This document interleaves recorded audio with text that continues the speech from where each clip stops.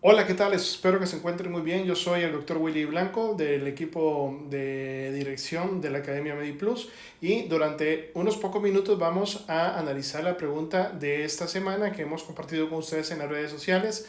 Todos los martes estaremos compartiendo alguna pregunta pues para generar un poquito de debate y comentar y ver pues cuáles son las opiniones. Siempre van a ser preguntas de temas que suelen ser reiterados en las guardias, en los pases de visita, en algún examen y que pues es importante que los repasemos y creemos que bueno, que es una forma amena de hacerlo cuando lo hacemos así. Así que bueno, esta semana les compartimos una pregunta sobre la insuficiencia cardíaca congestiva, la ICC, ¿no? Era una pregunta de un caso clínico en la cual nos daban las características de un paciente específico que tenía síntomas de insuficiencia cardíaca y nos decían pues cuál era la clase funcional de ese paciente. Bueno, pues hay que tener muy clara la clasificación funcional de la New York Heart Association, ¿no? que es la clasificación que se utiliza siempre para este tipo de casos y para este tipo de preguntas.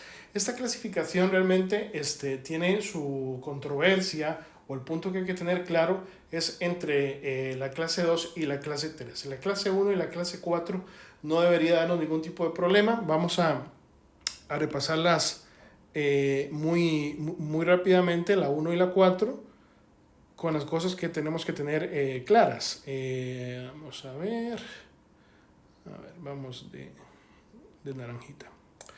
Vale, entonces, ojo, en la clase 1 todo está muy bien, no hay síntomas y el paciente está fenomenal. Y entonces tenemos que quedarnos con el no. No hay limitación de la actividad física.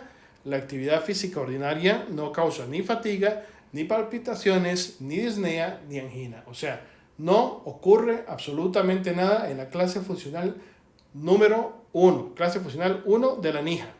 Nos vamos al extremo, que es la clase funcional 4. En esta tenemos que cualquier actividad física causa síntomas y pueden haber síntomas en reposo. ¿De acuerdo? Esos son los dos extremos de la 1 y la 4. En la 1, el paciente asintomático, no tiene ningún problema con la actividad física. Y la clase funcional 4, en el que tenemos un paciente muy sintomático con cualquier tipo de actividad física y que además puede tener síntomas en reposo. Muy bien, vamos al lío, ¿de acuerdo? Aquí la trampa, por decirlo así, o lo que puede traer un poquito de complejidad es recordar bien las diferencias entre la clase 2 y la clase 3, ¿de acuerdo? Entonces, tienen ambas algo en común y es que en el reposo no hay síntomas. Tanto en la clase 2 como en la clase 3 no tenemos ningún síntoma en reposo. No hay síntomas en el reposo. ¿De acuerdo? Muy bien. Entonces, ¿cuáles son las diferencias entre la 2 y la 3? Y aquí está el kit del asunto. En la clase 2, voy a cambiar de color, que la verdad es que al final no me gustó tanto. Vamos a ver con el negro. La clase 2, ¿de acuerdo? En la clase 2 hay una ligera limitación de la actividad física, una ligera limitación. En la clase 3 hay una marcada limitación de la actividad física. Esa es la diferencia número 1 entre la 2 y la 3. En la clase funcional 2 hay una ligera limitación, en la clase funcional 3 hay una marcada limitación. Pero además tenemos otro punto que tenemos que tener muy claro. Clase 2. Veamos, la actividad física ordinaria, habitual, actividad física ordinaria y habitual provoca fatiga, palpitaciones, disnea o angina. En cambio, en la clase 3, esfuerzos menores que la actividad ordinaria causan fatiga, palpitaciones, disnea o angina. Aquí está el secreto. Clase 2. ligera limitación de la actividad física. Y además, la actividad física ordinaria, lo que hago habitualmente cada día, causa fatiga, palpitaciones, disnea o angina. Eso en la clase funcional 2.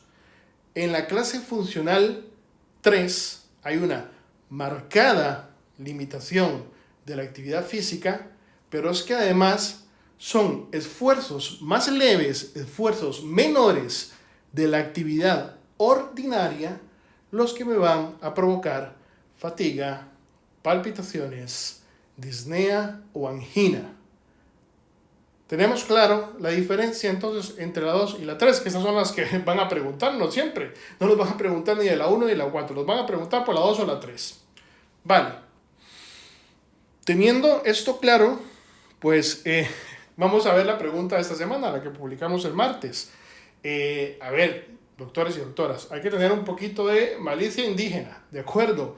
Y tenemos que siempre, cuando analizamos una pregunta tipo test, tenemos que ponernos un poco en el papel del autor de la pregunta, ¿no? ¿Qué es lo que nos quiere preguntar esta persona?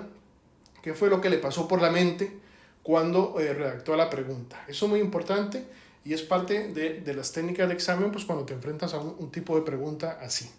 Vamos a leer la pregunta que publicamos. Dice: hombre de 68 años con antecedentes de infarto del miocardio e insuficiencia cardíaca congestiva que se siente cómodo durante el reposo. Cómodo durante el reposo. Esto, señores, ya nos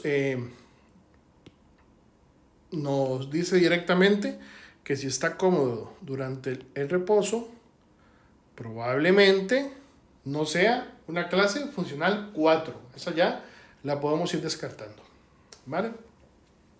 Puesto que el resto de clases pues también van a estar sin problemas en reposo. Continuamos con el enunciado de la pregunta. Dice: recientemente, al dirigirse caminando a su automóvil, presentó disnea, fatiga y palpitaciones. Quietos, vamos ahí. Recientemente, al dirigirse caminando a su automóvil, presentó disnea, fatiga y palpitaciones. Continúo. Tuvo que descansar varios minutos, o sea, tuvo que entrar en reposo antes de que desaparecieran los síntomas. O sea, que es un paciente que fue andando, caminando a su vehículo, tuvo clínica clara de insuficiencia cardíaca, presentando disnea, fatiga y palpitaciones. Descansó, se quedó en reposo y los síntomas desaparecieron. Vale. Entonces, como les decía antes, tenemos que ponernos un poco en la piel, en los zapatos de la persona que está preguntando. ¿Qué nos quiere hacer ver el autor de la pregunta con una pregunta así? Bueno, lo que tenemos que plantearnos aquí claramente es, lo que está haciendo el señor de 68 años, nuestro paciente, ¿está dentro de su actividad ordinaria o es algo menor que la actividad ordinaria física que hacemos cada día? Imagínense ustedes, tenemos que pensar cuál es la figura de este paciente, ¿no? Tenemos que imaginarnos un poco al paciente. Un señor que tiene 68 años, que es cardiópata, que ha tenido infarto del miocardio y además insuficiencia cardíaca congestiva, ha tenido episodios previos de insuficiencia cardíaca. Si tenemos un paciente cardiópata de 68 años que si ha tenido un infarto y tiene insuficiencia cardíaca, probablemente tenga otras comorbilidades habituales. Bueno, ¿cuál es el día a día de esta persona? Pues probablemente es una persona que ya está pensionada y que su día a día pues va a incluir a lo mejor ir a hacer la compra, dar un paseo al parque, ir a comprar la lotería, ir a comprar el periódico, las cosas habituales y ordinarias que puede hacer una persona de 68 años cardiópata. De acuerdo. Entonces, nos dice que recientemente al dirigirse caminando a su automóvil, nos está diciendo que está haciendo un esfuerzo leve, puesto que tenemos que asumir, porque no lo dice la pregunta, pero tenemos que asumirlo, que el automóvil está en su casa, el paciente está en la casa, ¿no? Está en su casa y desde la cocina, o desde la sala, o desde la habitación, se está desplazando al garaje o a la acera donde tiene parqueado el vehículo.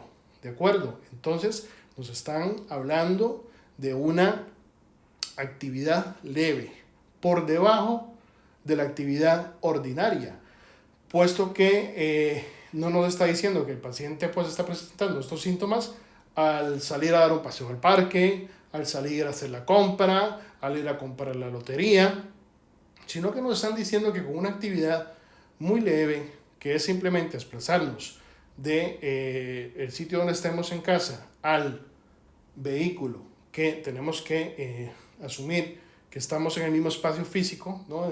Probablemente dentro de la vivienda, pues es una actividad que es ligera, es baja y menor que la actividad ordinaria habitual. ¿De acuerdo?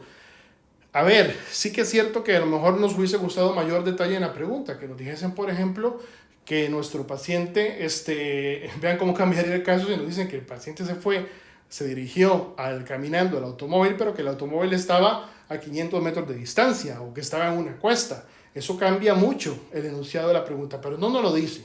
Entonces tenemos que tener esa malicia al interpretar una pregunta y pues imaginar lo que imaginó la persona que hizo la pregunta, y es que es un paciente cardiópata de 68 años que tiene una actividad específica cada día y que estando en su casa va al automóvil y se desplaza durante unos pocos pasos, o sea, una actividad menor que la actividad ordinaria habitual.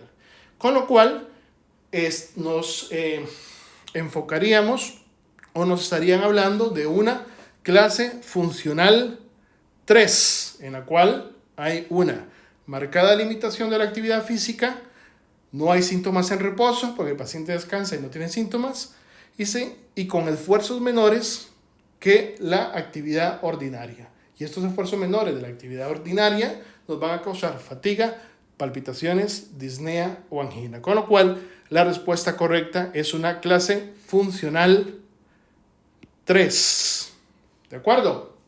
Así que bueno, muy importante que mantengan ustedes esos conceptos claros, la diferencia entre la clase funcional 2 y la clase funcional 3, que son las que pueden dar algún tipo de problema. La 1 y la 4 no nos va a generar ningún problema, pero atentos a las diferencias, que a veces son, como lo ven a la hora de responder una pregunta, pueden ser sutiles, entre la clase 2 y la clase 3. Espero que les haya sido provecho. La próxima semana tendremos una nueva pregunta más para analizar dentro de las actividades en redes sociales de MediPlus. Que vaya todo bien. Nos vemos hasta la próxima. Hasta luego.